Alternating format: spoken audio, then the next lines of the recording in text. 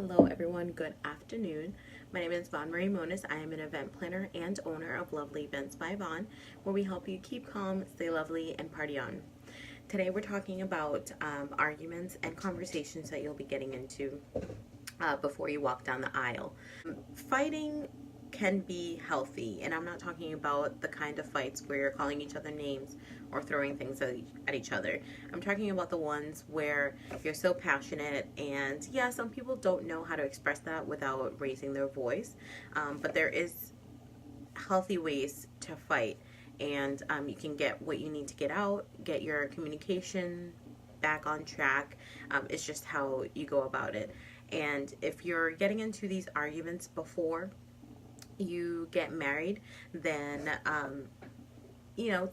it's gonna teach you a good way and a healthy way to argue, but it's also gonna set the boundaries that you're gonna need when you're married. So the first one is family.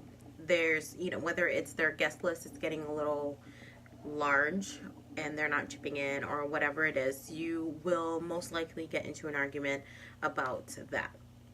So the best way to do it is to kind of, write down all the guests that are coming from your side of the family and from his side of the family. And if one or the other is a little bit larger than one, then kind of maybe ask the family to chip in.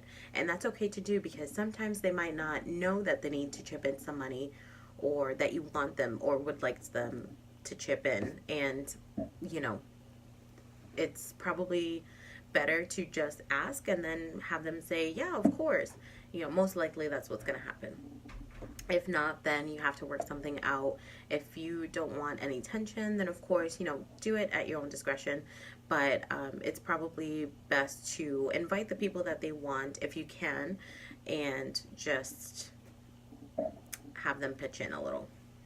Number two is the groom involvement. I think this one's a big one because a lot of the times as a bride, you feel like the groom isn't really interested or they're not really putting in as much effort as you are. And a lot of the times it's not because the groom is not interested in, the planning. It's maybe because they feel like you might want to do this on your own. It's something that you want to do. So they don't want to give you any more stress. The best way to do it is talk to them, let them know, hey, I really would love your help on this, and kind of get them involved in things that they're going to be interested in. So communication is key when it comes to that. Money is another one. Whether you're spending too much or you're not spending enough, that's always going to be an issue.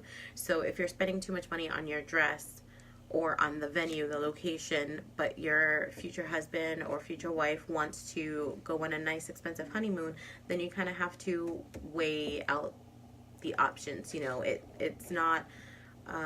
It's not totally crazy to not spend so much money on your dress or your location and just have a nice, beautiful honeymoon. So just think about it, write down all your expenses and see where you can and cannot afford. The next one is religion. So mostly traditions, or if you want to get married in a church or something, those are very sensitive subjects. So you kind of have to compromise a little bit. Whether your partner is not religious and they do not want to get married in a church, if they're really adamant about it, just listen to them, hear them out, see what are the reasons, and see if you can come up with a compromise. So that's the best way to go around that. The aesthetics. So sometimes you do have an involved groom, but you're not really seeing eye to eye on a lot of the things. So whether it's, the colors or the location, you kind of have to set this in place very early on so that you both understand what you want out of this, and just kind of negotiate a little bit and see where you can give in, or maybe you can have the location and then he can have the color scheme, something like that. But it's very important to negotiate and communicate. Very, very important to communicate. Another good way to do this is to write down from 1 to 10. Just write down the most important to the least important, and then see where you both match up. So you might be surprised. You might match up on the same things. So that's easier to, go around everything that you need to do. Location, where to get married. So if you are both living in a different state or in a different city, it can get a little messy. So maybe he wants to be closer to his family, or friends. That might be more important to him, whichever, or her. So kind of just maybe compromise and do the wedding closer to his family, but maybe do a bridal shower, where you want to have a bridal shower or something like that. You can also do maybe like the wedding. If you do the ceremony in one city, it might get a little hectic for your guests, but you don't have to have the ceremony and the reception in the same place or at the same time. It's really up to you, and you just have to figure out what is more important to you. Friends, so he might not really care for your friends, or you might not really care for his friends or her friends. It's just one day. So if you're worried about maybe like his best man, or he's worried about your maid of honor, about maybe not having the right intentions and maybe they just want to get you drunk the day of your wedding, then those are pretty valid concerns. The best way to do that is just to surround yourself with other friends that are a little bit more level-headed, and they'll keep everybody grounded. So but the best thing to do, unfortunately, unless they're really like a really big troublemaker, or they're really not a good person, then maybe you should invite them. But if you really, really, really need them there, you want them there, then it's just one day. You kind of just have to roll with it for that one night. Bridezilla behavior. So I did a video about this earlier on, and you most likely will have at least one Bridezilla moment, and you just have to be in tune with yourself and listen to everybody else around you when they're telling you that you're either not being realistic about something, or you're going overboard on something. It's important to kind of just take your time. You don't have to do it that same moment. Just take your time, maybe come back the next day or in a couple of days, and just listen to what they're actually telling you. So it'll definitely bring down the amount of Bridezilla moments that you have, and it'll be less stressful. Prenups. Not everybody has this issue, but there's some people out there that do have this issue, and it is a very touchy subject because you're not even married yet, and this is what some people feel. You're not married yet, and you're thinking about divorce already, when it's not really the case. Sometimes if you read the terms of the prenup, you will see that it is beneficial for both of you. So just take a look at it and just read through everything and sign it. Or if you decide that, hey, I was a silly thing, you don't have to sign this prenup, then go with that. But it's very important to read all of it and get familiar with what it's actually saying. The past, which means mostly with exes. So if you're friendly with your exes, you kind of have to think about the relationship that you are going to continue with your exes, whether it's a really healthy one, you're friends, you were friends before you got together, you dated for a couple of months, and you're no longer together, it's strictly a platonic relationship, then that might be okay. But if your partner is really not into the whole thing, then you might want to think about it, because ultimately, yes, you chose each other, they're exes for a reason, but you want to really think about, is this going to be something that is going to be brought up later on in our marriage? So you just kind of have to weigh the pros and cons. Yeah, that's usually a really touchy subject, so definitely think about that one. Some conversations that you should be having before you say I do is having children and raising children. So it's really important that if one of you wants kids and that's like a deal breaker, then you should really be realistic about it and don't think, okay, well, maybe he'll change his mind or I'll change my mind. It's most of the time it's not going to work that way. So it's better to deal with that before you get married than after, and then going through, a really tough relationship or divorce even, because having kids, it's a major decision and it's very important to a lot of people. So that's definitely something that you need to think about.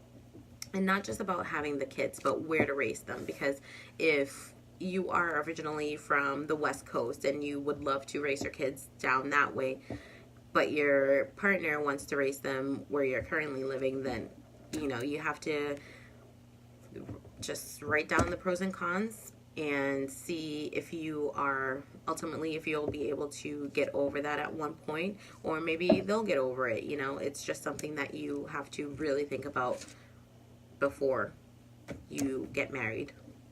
Money and your career. So do you want to keep your money separate in separate accounts, or do you want to keep them together? That's probably one of the a big issue is money, whether you're going through financial struggles or whether you want to really keep it together or keep it separate. Some people rather keep it separate, and it works totally fine. For my husband and I, we've always kept our money together even before we got married, and it's never really been an issue for us. For some people it works, for others it doesn't. And your career, if you have a really busy career, and you're putting in a lot of hours, then you have to kind of think about, is it going to be beneficial for us in the long run? And sometimes it is fine to stay financially stable. It is beneficial for people to stay in their very busy careers for, about a year or two. If you're thinking about having kids, then you might want to think about changing your career or seeing if you can work from home or, anything like that. But it's something that you have to be realistic about, and something that you have to really think about, because after having kids, a lot changes. A lot changed for me. So I'm still trying to adjust to, having to change my schedule around and still doing things that I want to do. So it's not easy, but you'll get there as long as you have a realistic approach and a realistic view of the possibilities of that. Religion and values. So especially if you're thinking about having kids, how are you going to raise your kids, in what religion? The values that you're going to instill in them, the traditions that you want to create, things like that. It's really, things might change after you have kids. I mean, you might find, because parenting, you're never ready for it, and it just changes your whole mindset of a lot of things. So you can set this early on, but realize that it might change after you have children.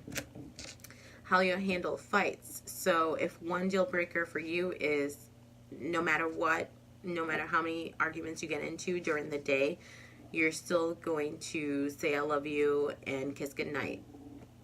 Sleeping out on the couch is not an option. That can be a deal breaker for a lot of people. So definitely think about that and how you want to handle it.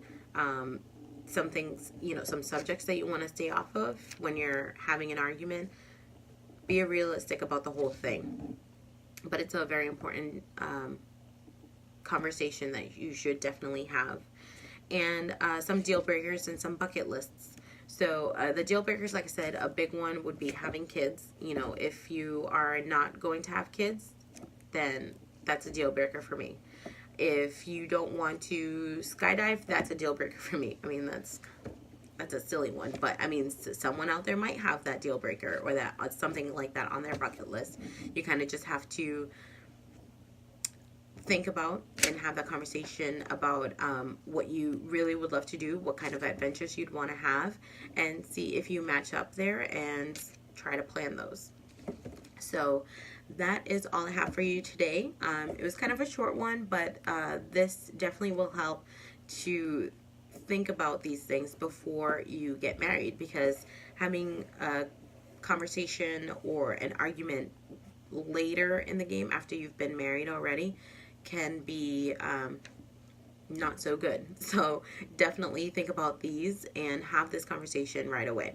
All right. So if you guys have any suggestions, any tips, anything that has worked for you in the past, anything that you wish you talked about before you got married, definitely leave them in the comment section below. As always, if you have any questions, please feel free to reach out. I would be happy to help. And enjoy the rest of your Monday. If it's snowing, if you love the snow, then have fun in the snow. I'm going to stay inside as long as I can. And yeah, I will see you guys later. Bye.